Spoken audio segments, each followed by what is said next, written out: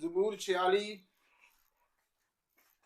ਰੱਬ ਸਾਡਾ ਜ਼ੋਰ ਹੈ ਤੇ ਨਾਲ ਸਾਡੀ ਹੈ ਪਨਾਹ। ਰੱਬ ਸਾਡਾ ਜ਼ੋਰ ਹੈ ਤੇ ਨਾਲ ਸਾਡੀ ਹੈ ਪਨਾਹ। ਦੇ ਮਦਦ ਓ ਸ਼ਕਤੀਆਂ ਵਿੱਚ ਜਿਹੜਾ ਸਾਡਾ ਹੈ ਖੁਦਾ। ਦੇ ਮਦਦ ਓ ਸ਼ਕਤੀਆਂ ਵਿੱਚ ਜਿਹੜਾ ਸਾਡਾ ਹੈ ਖੁਦਾ। ਇਸ ਲਈ ਕੁਝ ਡਰ ਨਹੀਂ ਭਾਵੇਂ ਜ਼ਮੀਨ ਜਾਵੇ ਉਲਟ। ਇਸ ਲਈ ਕੁਝ ਡਰ ਨਹੀਂ ਭਾਵੇਂ ਜ਼ਮੀਨ ਜਾਵੇ ਉਲਟ। ਸਾਰੇ ਪਰਬਤ ਰੁੜ ਕੇ ਭਾਵੇਂ ਵਿੱਚ ਸਮੁੰਦਰ ਪੈਣ ਜਾ। ਸਾਰੇ ਪਰਬਤ ਰੁੜ ਕੇ ਭਾਵੇਂ ਵਿੱਚ ਸਮੁੰਦਰ ਪੈਣ ਜਾ। ਰੱਬ ਸਾਡਾ ਜ਼ੋਰ ਹੈ ਤੇ ਨਾਲ ਸਾਡੀ ਹੈ ਪਨਾਹ। ਭਾਵੇਂ ਜੇਕਰ ਹੜ੍ਹ ਵੀ ਆਵੇ ਨਾਲ ਪਾਣੀ ਕਰਨ ਸ਼ੋਰ। ਭਾਵੇਂ ਜੇਕਰ ਹੜ੍ਹ ਵੀ ਆਵੇ ਨਾਲ ਪਾਣੀ ਕਰਨ ਸ਼ੋਰ। ਖੌਫ ਨਾ ਕਰੀਏ ਪਹਾੜਾਂ ਦਾ ਭਾਵੇਂ ਛੱਡ ਜਾਣ ਜਾ। ਖੌਫ ਨਾ ਕਰੀਏ ਪਹਾੜਾਂ ਦਾ ਭਾਵੇਂ ਛੱਡ ਜਾਣ ਜਾ। ਰੱਬ ਸਾਡਾ ਜ਼ੋਰ ਹੈ ਤੇ ਨਾਲ ਸਾਡੀ ਹੈ ਪਨਾਹ। ਬੱਚਿਆਂ ਕੋਲ ਮੈਂ ਇੱਕ ਗੱਲ ਪੁੱਛਣਾ ਕਿ ਲਿਖਣ ਵਾਲੇ ਨੇ ਲਿਖਿਆ ਖੌਫ ਨਾ ਕਰੀਏ ਪਹਾੜਾਂ ਭਾਵੇਂ ਛੱਡ ਜਾਵਣ ਜਾ। ਇਹਦਾ ਕੀ ਤੁਸੀਂ ਮਤਲਬ ਲੱਭਦੇ ਹੋ ਪੰਜਾਬੀ ਚ? ਖੌਫ ਨਾ ਕਰੀਏ ਪਹਾੜਾਂ ਦਾ, ਹਾਂ, ਭਾਵੇਂ ਛੱਡ ਜਾਵਣ ਜਾ। ਪੰਜਾਬੀ ਚ ਜਾ ਕਹਿੰਦੇ ਨੇ ਜਗ੍ਹਾ ਨੂੰ, ਠੀਕ ਹੈ ਨਾ। ਤੇ ਅਸੀਂ ਮਤਲਬ ਇਹ ਖੌਫ ਨਾ ਖਾਈਏ ਭਾਵੇਂ ਪਹਾੜ ਇਥੋਂ ਸਿਰਕ ਜਾਣ, ਆਪਣੀ ਜਗ੍ਹਾ ਛੱਡ ਦੇਣ, ਠੀਕ ਹੈ ਨਾ। ਇਹ ਜ਼ਬੂਰ ਨਵੀਸ ਨੇ ਇਹ ਲਿਖਿਆ ਕਿ ਅਸੀਂ ਈਮਾਨ 'ਚ ਤੇ ਖੁਦਾ ਦੇ ਪਿਆਰ 'ਚ ਤੇ ਮਜ਼ਬੂਤ ਆ ਤੇ ਇਹ ਖਤਰੇ ਕੋਲੋਂ ਅਸੀਂ ਨਹੀਂ ਘਬਰਾਉਂਦੇ। ਭਾਵੇਂ ਜ਼ਮੀਨ ਹਿੱਲ ਜਾਏ, ਭਾਵੇਂ ਉਲਟ ਜਾਏ, ਭਾਵੇਂ ਪਹਾੜ ਹਿੱਲ ਜਾਣ, ਸਮੁੰਦਰ 'ਚ ਡਿੱਗ ਪੈਣ, ਅਸੀਂ ਨਹੀਂ ਘਬਰਾਉਂਦੇ। ਜਿਨ੍ਹਾਂ ਦੇ ਨਾਮ ਕਿਤਾਬੇ ਹਜ਼ਾਰ 'ਚ ਲਿਖੇ ਨੇ ਨਾ, ਉਹ ਨਹੀਂ ਘਬਰਾਉਣਗੇ। ਤੇ ਜਿਨ੍ਹਾਂ ਦੇ ਨਹੀਂ ਲਿਖੇ ਗਏ ਉਹ ਤੇ ਖਤਰੇ 'ਚ ਨੇ। ਉਹ ਤੇ ਨਿੱਕੀਆਂ ਨੇ ਕਿਹਾ ਵਬਾਵਾਂ ਆ ਰਹੀਆਂ। ਇਹ ਵਬਾਵਾਂ ਦਾ ਕੀ ਮਤਲਬ ਹੈ ਕਿ ਜਿੰਨਾ ਤੋਬਾ ਨਹੀਂ ਕੀਤੀ ਉਹ ਕਰ ਲਵੇ ਤੇ ਬਚ ਜਾਏਗਾ। ਤੇ ਜਿਹੜੇ ਨਹੀਂ ਕਰਦੇ ਪਏ ਉਹ ਪਿਛਲੀਆਂ ਵਬਾਵਾਂ ਨੂੰ ਵੀ ਮੱਦੇ ਨਜ਼ਰ ਨਹੀਂ ਰੱਖਿਆ, ਮੌਜੂਦਾ ਨੂੰ ਵੀ ਨਹੀਂ ਰੱਖਿਆ, ਆਉਣ ਵਾਲੀਆਂ ਵਬਾਵਾਂ ਨੂੰ ਵੀ ਨਹੀਂ ਮੱਦੇ ਨਜ਼ਰ। ਹਰ ਵਬਾ ਦੇ ਵਿੱਚ ਕੋਈ ਨਾ ਕਾਫੀ ਲੋਕ ਮਰਦੇ ਨੇ ਜਦੋਂ ਵੀ ਵਬਾ ਆਉਂਦੀ ਹੈ। ਇਹ ਇਮਾਨਦਾਰਾਂ ਨੂੰ, ਇਹ ਖੁਦਾ ਪ੍ਰਸਤਾਂ ਨੂੰ ਅਹਿਸਾਸ ਦਿਵਾਇਆ ਜਾਂਦਾ ਕਿ ਖਬਰਦਾਰ ਹੋ ਜਾਓ ਕਿ ਹੁਣ ਇਹ ਵਬਾਵਾਂ ਦੇ ਵਿੱਚ ਤੁਸੀਂ ਨਾ ਲਪੇਟ 'ਚ ਆ ਜਾਣੇ, ਜਾਂ ਇਸ ਤੋਂ ਵੱਧ ਅੱਗੇ ਵੀ ਆਉਣੀਆਂ ਨੇ ਤੇ ਉਹਦੇ 'ਚ ਲਪੇਟੇ 'ਚ ਨਾ ਆ ਜਾਣਾ। ਤੇ ਹੁਣ ਹੀ ਤੋਬਾ ਕਰ ਲਓ, ਕਿਉਂਕਿ ਇਹ ਵਬਾਵਾਂ ਦਿਨ ਬ ਦਿਨ ਸਖਤ ਹੋਣੀਆਂ ਨੇ, ਨਰਮ ਨਹੀਂ ਹੋਣੀਆਂ। ਇੱਕ ਨਦੀ ਹੈ ਤਾਰਾਂ ਜਿੱਦੀਆਂ ਸ਼ਹਿਰ ਨੂੰ ਖੁਸ਼ ਕਰਦੀਆਂ। ਇੱਕ ਨਦੀ ਹੈ ਤਾਰਾਂ ਜਿੱਦੀਆਂ ਸ਼ਹਿਰ ਨੂੰ ਖੁਸ਼ ਕਰਦੀਆਂ। ਪਾਕ ਰੱਬ ਦੇ ਮਸਕਨਾਂ ਨੂੰ ਜਿਸ ਦਾ ਮਾਲਿਕ ਹੈ ਖੁਦਾ। ਪਾਕ ਰੱਬ ਦੇ ਮਸਕਨਾਂ ਨੂੰ ਜਿਸ ਦਾ ਮਾਲਿਕ ਹੈ ਖੁਦਾ। ਰੱਬ ਸਾਡਾ ਜ਼ੋਰ ਹੈ ਤੇ ਨਾਲ ਸਾਡੀ ਹੈ ਪਨਾਹ। ਇਹ ਨਦੀ ਕਿਹੜੀ? ਇੱਕ ਨਦੀ ਹੈ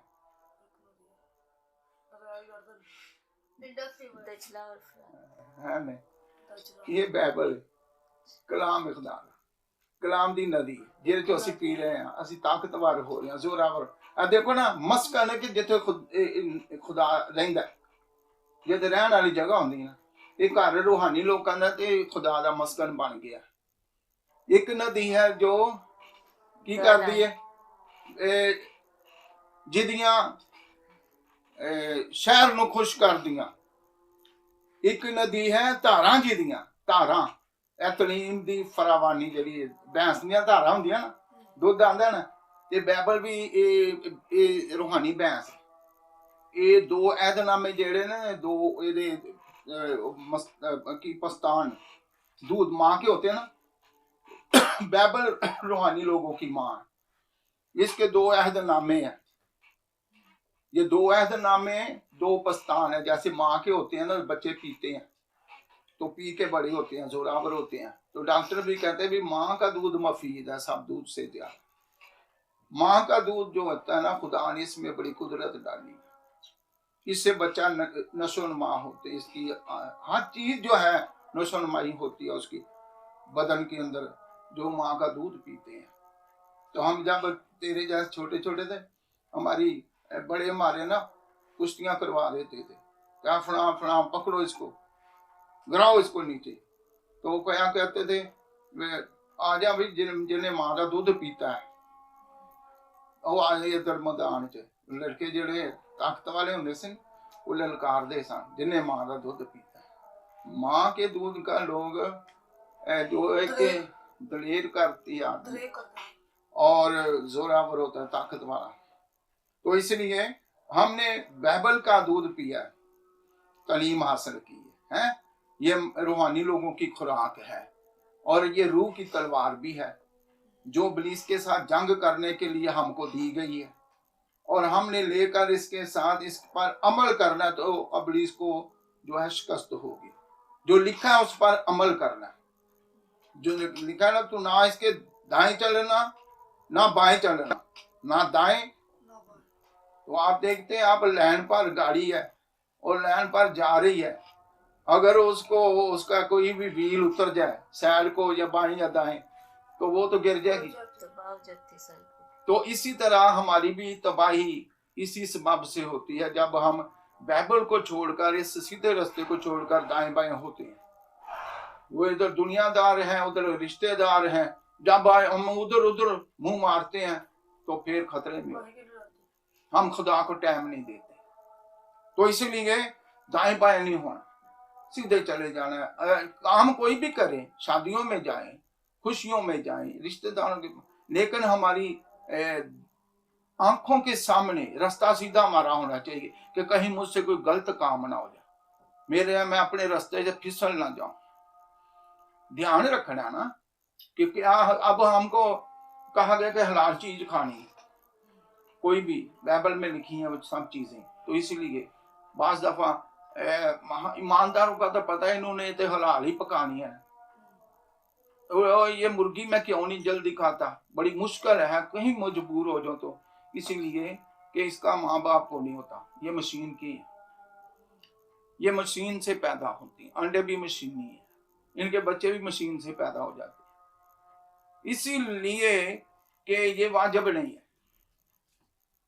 जो चीज खुदा ने हर चीज का जोड़ा जोड़ा बनाया ना, हर चीज का जोड़ा, तो उनके मादी और नर बनाए हैं, जो इनके वसीला से नस्ल पैदा होती है ना, वो हलाल होती है। और खास कर फिर उन जानवरों में, चौपायों में, परिंदों में खुदा ने हमको समझाया कि तुम ये परिंदे खाने हैं, ये तुमने मछलियां खानी हैं, ये चौपाए खाने, उनके नाम बताए गए। तो अब ये किसी ने ऊंट पकाया हो तो ऊंट तो मना है, हम कहते हैं हम रूहानी हैं, हम बाइबल पर अमल करने में, देखो ना माँ तरबियत करती है बच्चों की, ये तुम्हारी तरबियत ही हो रही है, तुम्हारी रूहानी जिस्मानी तो तुम्हारी तरक्की हो रही है, माँ के पास बैठे हो। तो बाइबल के पास भी रहने वाला जो है उसकी रूहानी तरक्की है और जिस्मानी भी होती है, क्योंकि कवानीन बाइबल में दोनों लिखे हैं। इसलिए हमने वो चीज खानी है, अगर दूसरा कोई बात चलन हो जाता है, कोई और चीज पका लेता है, तो हमने वो नहीं खानी, हमने वो खानी है भी पक्का क्या है, सब्जी जो मर्जी पकी हो वो खा लेंगे, दाल जो मर्जी पकी हो खाओ। लेकिन ये जो गोश्त के मामले में ना, इस मामले में लोग हेरा फेरी कर देते हैं, तो हमने हेरा फेरी वाला गोश्त नहीं खाना, ठीक है ना। जो भी खाना है वो खाना है, देखे बकरी या बकरा है, ठीक है ना, भैंस है, गाय है, اور اسی طرح کے اور جانور ہیں مویشی۔ جو ہیں مویشی۔ ہاں مویشی، یہ کوئی سارے نہیں، ان میں جو گھر میں پالے جاتے ہیں پالتو ہیں، بکریاں ہیں، بکرے پیگ۔ ہیں۔ سور نہیں ہے۔ اچھا بطخ بھی نہیں حلال؟ بطخ بھی نہیں لائی۔ نہیں بطخ انڈا بھی نہیں۔ نہیں سور تو حرام ہے، ہاں تو پھر بطخ انڈا تو لوگ کھاتے ہیں۔ ہاں تو کھاتے ہیں نا لوگ، لیکن کھانا نہیں چاہیے۔ بہرحال کہ یہ جن کے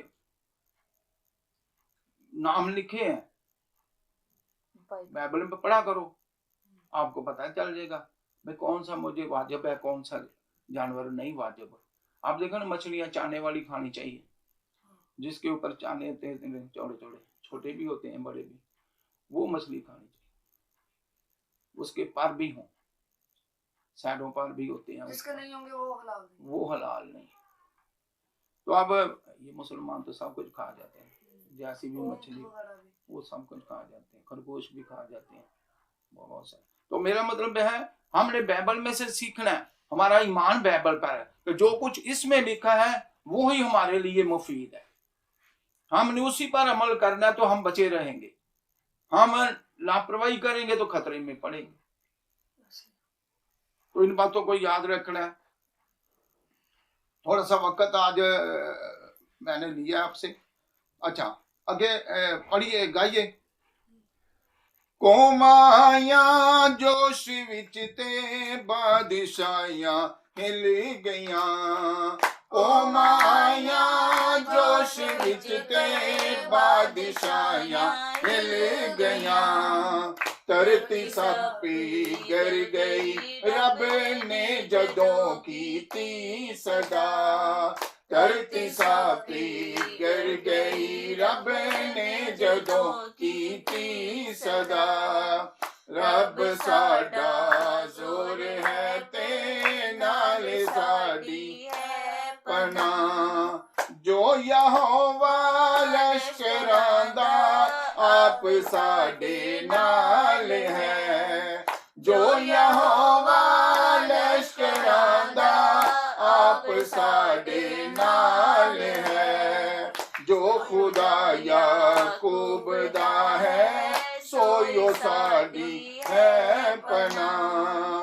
جو خدا یعقوب دا ہے سویو ساڈی ہے پناہ، رب ساڈا زور ہے تے نال ساڈی ہے پناہ، دے مدد او سختیاں وچ جیڑا ساڈا ہے خدا۔ آپ کو پتا جب مصر سے نکلے لوگ تو خدا نے وہ پیچھے فوجیں پھر آ گئیں، تو خدا نے اپنے بندہ سے کہا یہ عصا جو ہے یہ بڑھا پانی کی طرف، تو یردن کے کنارے پر کھڑے ہو کے پانی ادھر عصا بڑھایا تو پانی میں رستہ بن گیا۔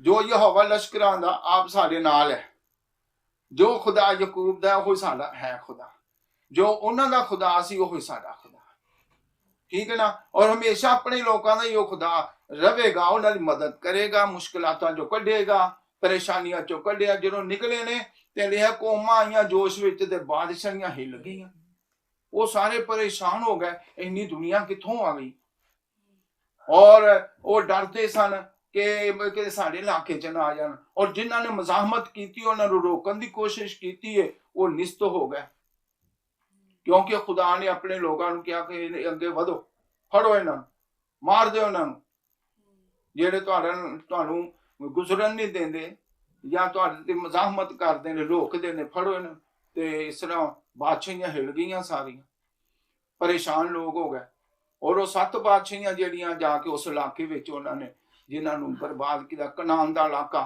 قبضے چ لے لیا۔ سو خداوند اپنے لوگاں نوں کامیاب کردا بھاویں تھوڑے ہون، بے شک ساڈے کو ہتھیار نہ بھی ہوئے، ساڈے کو ایک ہتھیار ہے ایمان، یسوع دے ایمان، تے دوسرا ہتھیار ہے جیڑا ابلیس نال اور جنگ کرنے لئی استعمال ہوندا، وہ خدا دا کلام ہے، کیونکہ ابلیس کلام دے وچوں ہی انسان نوں بہکاندا ہے، اور مسیح خداوند نوں بھی انہیں کلام دے ذریعے بہکان دی کوشش کیتی ہے کہ تیرے بارے لکھا جو بھوک لگی ہے تے پتھراں کا روٹی تو مسیح نے ادو بھی انہوں ਝਿੜਕਿਆ کہ آدمی صرف لکھا ہے کہ آدمی صرف روٹی ہی سے جیتا نہ رہے گا بلکہ ہر اس بات سے جو خدا کے منہ سے نکلتی ہے یعنی کہ منہ سے نکلیا کلام ہے یہ نال ساری زندگی گلاں بڑیاں میں چند گلاں ہور تہاڈے نال کرنا چاہنا سو جدوں اتنے رو گرن دا بھی انہیں مشورہ دیتا اپنے اگے جھکن دا بھی انہیں مشورہ دیتا مسیح نے اتنے بھی کلام دے ذریعے انہوں جڑا پجایا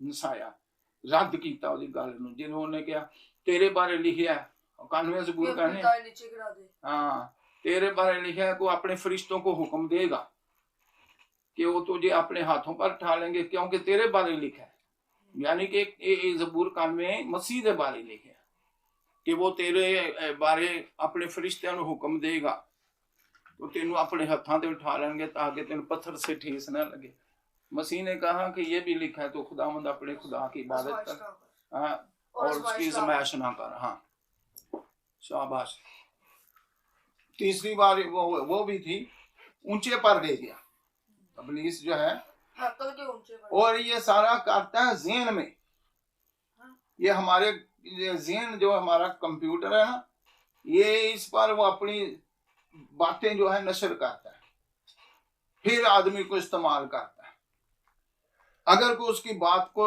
پیچھے لگ جاتا ہے تو پھر اس کا رزلٹ بھی وہ دیکھ لیتا ہے بہت سارے نقصان لوگ کر لیتے ہیں نا بس جی میرا تو ایویں دل ہی کیتا مینوں تے انج بس میرا دماغ خراب ہو گیا جی مینوں انج ہو گیا وہ کردا شیطان ہے تے غلط کام کروا کے بندے نوں پھڑوا لیندا ہے تے بعد دے وچ انہوں ڈنڈے پیندے نے عدالتاں وچ پھر پھانسی بھی ہو جاندی ہے یعنی کہ موت پیدا کردا ابلیس خدا کولوں بھی دور کر دیندا ہے تے موت وچ بھی تے موت پیدا ہوندی ہے گناہ کرن نہ بندہ گناہ کرے تے موت تے نہیں جاندا نجائز موت ہی ہے کوئی خدا دے رستے تے چلدے موت تے نہیں آئی خدا دے رستے تے چلن والے جڑے تے کہندے آ جاوے سانوں کوئی پرواہ نہیں کوئی ڈر نہیں ہاں جی یہ بہت ساری گلاں نے سانوں انہاں تے غور کرنا چاہیے ہالےلویا